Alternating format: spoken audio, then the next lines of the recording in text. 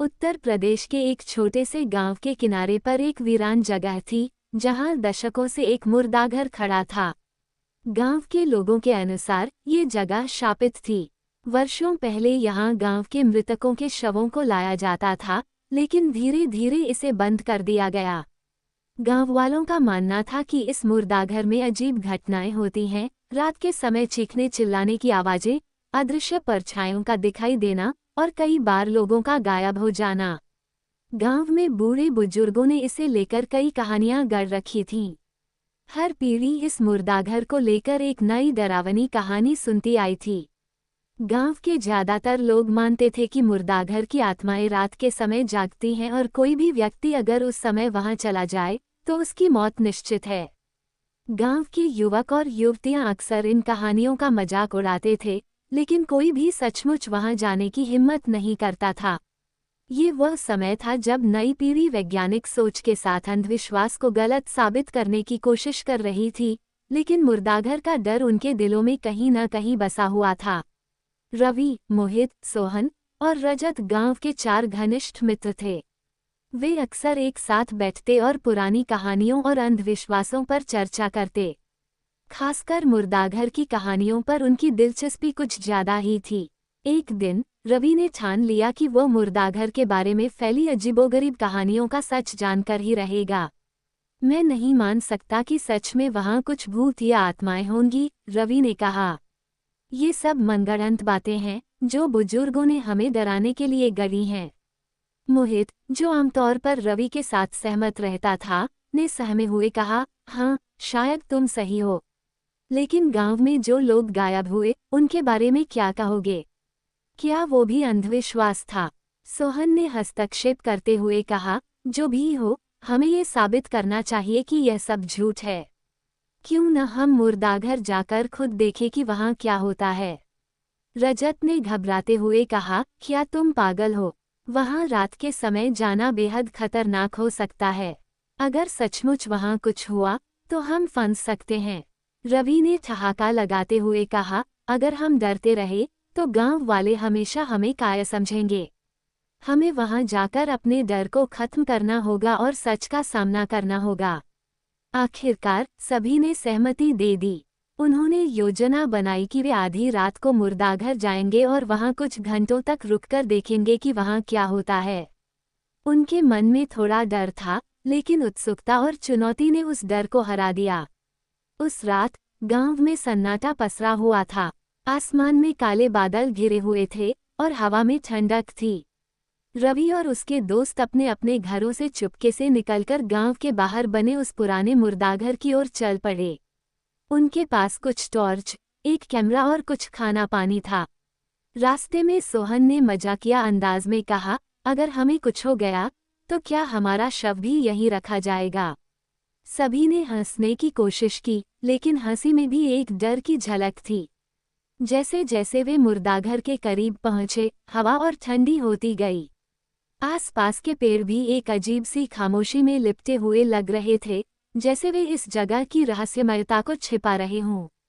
मुर्दाघर की इमारत अब साफ दिख रही थी, एक पुरानी, जर्जर और टूटी फूटी इमारत, जिसके आसपास धूल और जंग लगी जंजीरें लटक रही थीं। इमारत की दीवारें काली और फटी हुई थीं और जगह जगह से प्लास्टर उखड़ा हुआ था। रवि ने धीरे से कहा, चलो अंदर चलते हैं।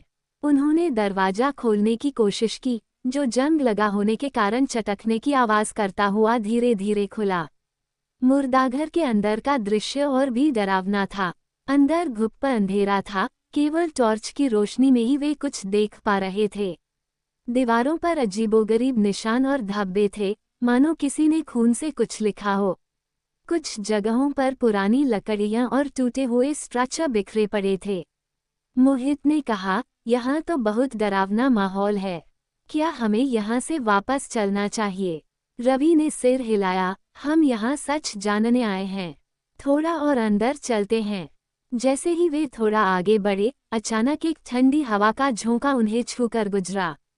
मोहित ने घबराते हुए कहा, ये हवा कहाँ से आई? सब खिड़कियां बंद हैं। सोहन ने भी महसूस किया कि हवा के साथ एक अजीब सी गंध आ रही थी, एक सड़ी गली गंध जो बेहद असहनीय थी। सभी का मन भारी हो गया, लेकिन उन्होंने हिम्मत नहीं हारी। तभी उन्हें किसी के कदमों की आवाज सुनाई दी। कदमों की गूंज मानो सीढ़ियों से उतर रही हो।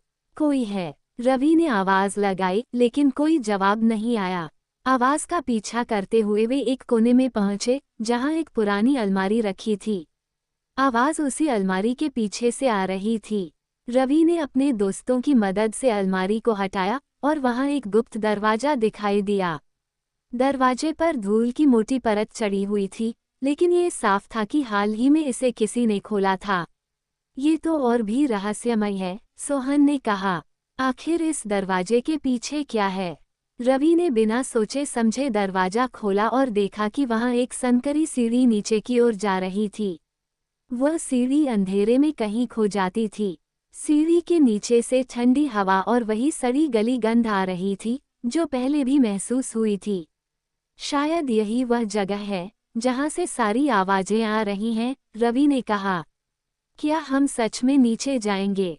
मोहित ने डरते हुए पूछा। हम यहाँ सच जानने आए हैं, मोहित, रवि ने दृढ़ता से कहा। अब वापस नहीं मुड़ सकते। रवि और उसके दोस्त संकरी सीढ़ियों से नीचे उतरने लगे। सीढ़ी काफी लंबी थी और अंधेरे में खो जाती थी।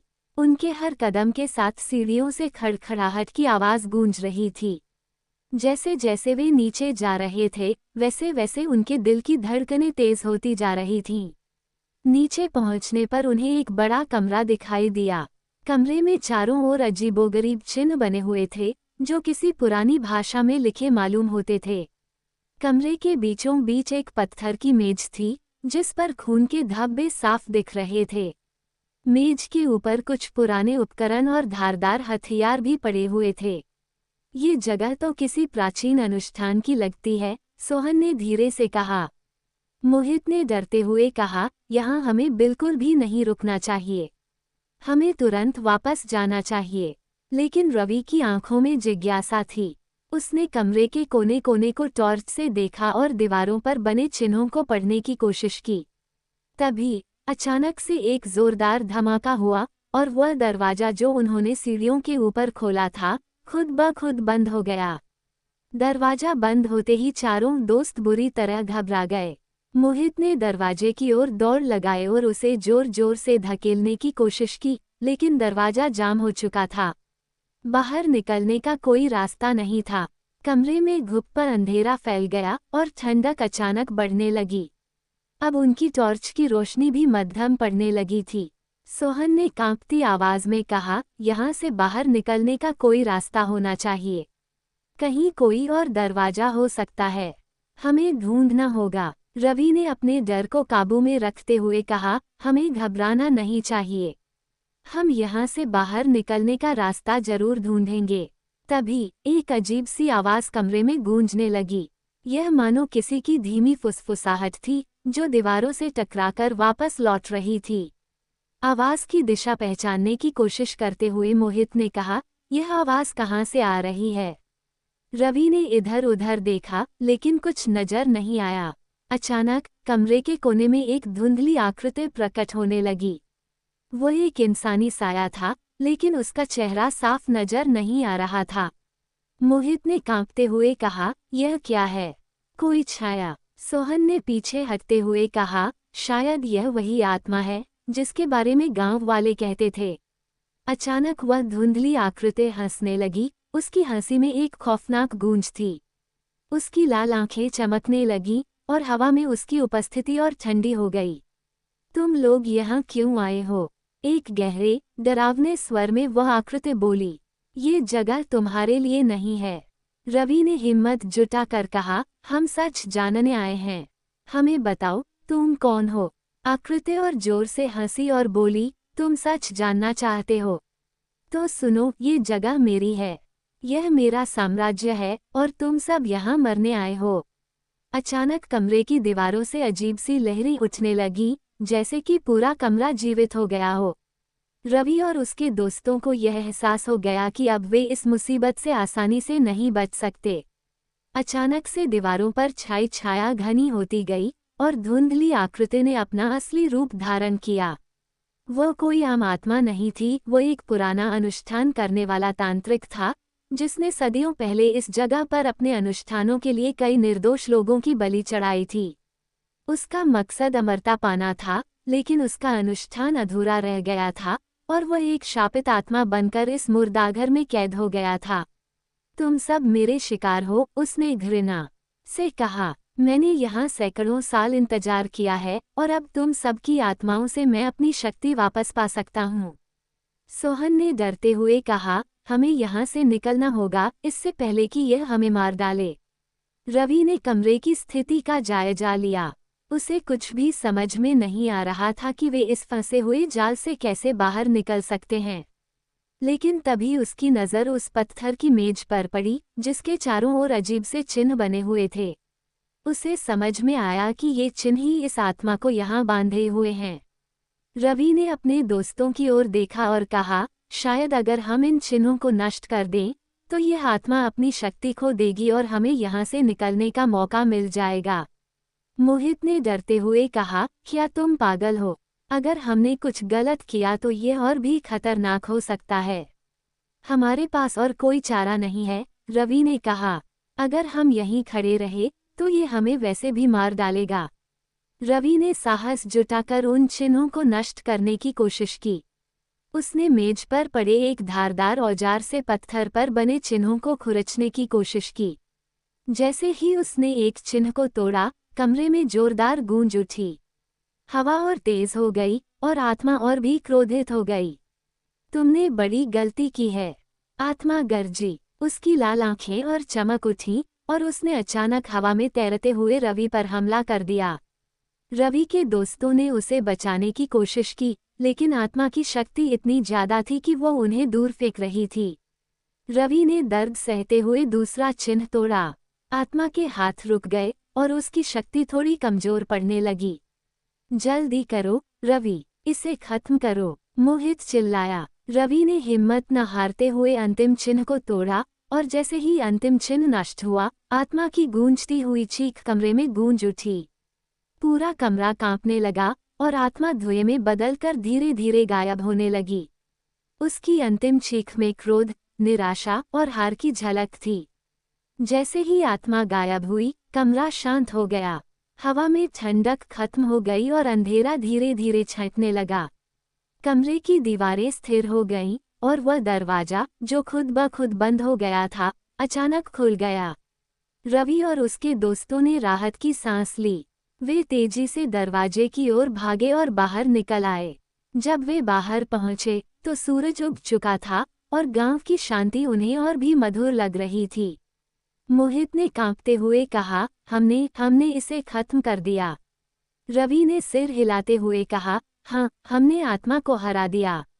अब ये जगह फिर से सुरक्षित है। कुछ दिनों बाद रवि और उसके दोस्तों ने गांव के मुखिया से मुर्दाघर को पूरी तरह से बंद करवाने की अपील की।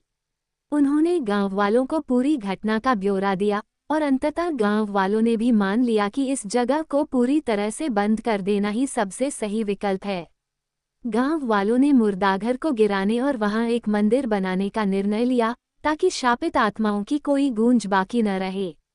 रवि और उसके दोस्तों ने फिर कभी उस जगह का रुख नहीं किया, लेकिन उन्होंने इस घटना को कभी नहीं भूला।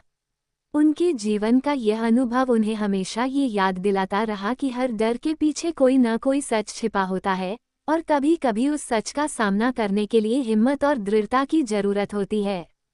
इस तरह मुर्दाघर की शापित आत्मा का अंत हुआ। गांव वालों के लिए ये कहानी हमेशा के लिए एक सबक बन गई। अंधविश्वासों के पीछे भी कभी कभी डरावनी सच्चाई छिपी हो सकती है, लेकिन हिम्मत और एकजुटता से हर भय का सामना किया जा सकता है।